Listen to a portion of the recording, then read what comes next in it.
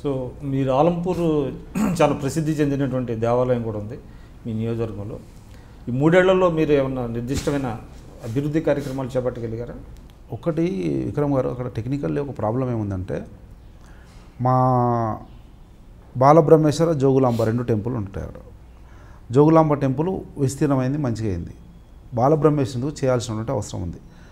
మా అందరికి కూడా ఎలక్షన్ కమిట్మెంట్ లాగా ఉంటుంది. నేను కూడా చేస్తా అని చెప్పిన చేయాలి. అయితే అక్కడ ప్రాబ్లం ఏంటంటే, బాలబ్రహ్మేశ్వరుని గుడి ఏమాత్రము పునర్నిర్మించాలన్నా, పునరుద్ధరించాలన్నా, రిపేర్ చేయాలన్నా సెంట్రల్ ఆర్కియాలజికల్ డిపార్ట్మెంటు ఎన్ఓసి కావాలి. ఆర్కియాలజీ అండర్లో ఉంది. అది మీకు తెలుసు టెక్నికల్ ఎంత ప్రాబ్లం ఉంటుంది. అందుకని నా పరిధిలో నేను లెటర్ పెట్టడము, తర్వాత ఎండోమెంట్ నుంచి ఒక లెటర్ పెట్టేయడం, మా ఎంపీ కూడా మా వాడు కనుక నంద్యాల ఎంపీగా తీసుకొని central culture minister for culture కింద ఉంటారు archaeology, central for minister culture దగ్గర పోయి పర్సీవ్ చేయడం జరిగింది. అయినప్పటికీ గవర్నమెంట్ నుంచి ప్రెజర్ ఉండాల్సిన అవసరం ఉంది.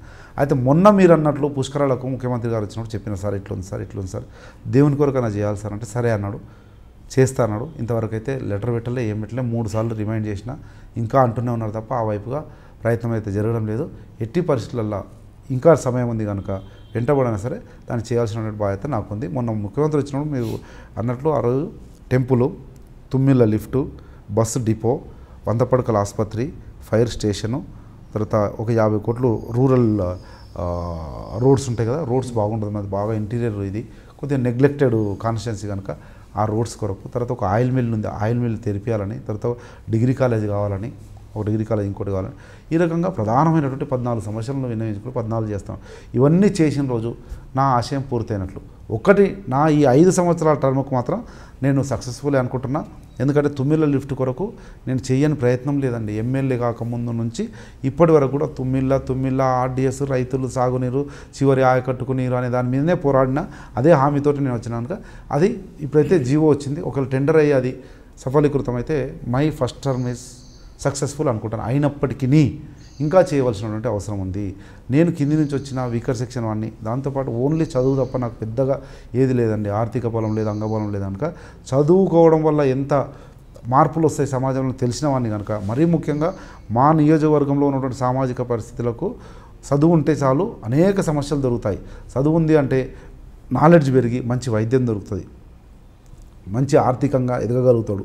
దానివల్ల కుటుంబ పోషణ బాగుతుంది. ఇది ఉన్నటువంటి ఇరిగేషన్ అండ్ అగ్రికల్చర్ రిసోర్సెస్ని వాడుకో, ఆ రకంగా సమగ్రమైనటువంటి అభివృద్ధి జరగాలంటే ఎడ్యుకేషన్ చాలా ఇంపార్టెంట్ అని చెప్పి హయ్యెస్ట్ ఎడ్యుకేషనల్ ఇన్స్టిట్యూషన్స్ నేను తీసుకుపోయిన, కొట్లాడినా, దండం పెట్టిన, బతిమలాడినా కానీ ఎక్కువ మటుకు నేను తీసుకుపోయినా. ఆ రకంగా విద్యాపరంగా, వైద్యపరంగా, అంటే గవర్నమెంట్ అక్కడ ఉన్నటువంటి పరిస్థితులను విశ్లేషించిన ఇక్కడ కావాల్సిన highest SC populated constituency my constituency. గురుకులాలు వచ్చినాయి మీకు? గురుకులాలు 5 గురుకులాలు 5 మండలాలు వచ్చినాయి. ఒక మైనార్టీ వచ్చింది, ఒకటి బీసీ వచ్చింది, ఒక డిగ్రీ కాలేజ్ వచ్చింది, ఒక పాలిటెక్నిక్ కాలేజ్ తెచ్చుకున్నా. ఇప్పుడు మళ్ళీ ఒక డిగ్రీ కాలేజ్ ఒక ప్రపోజల్ పెట్టినాం. ఒక జూనియర్ కాలేజ్ తెచ్చుకున్నా, జూనియర్ కాలేజ్కి అడిషనల్ ఫ్లోర్ బిల్డింగ్ తెచ్చుకున్నా.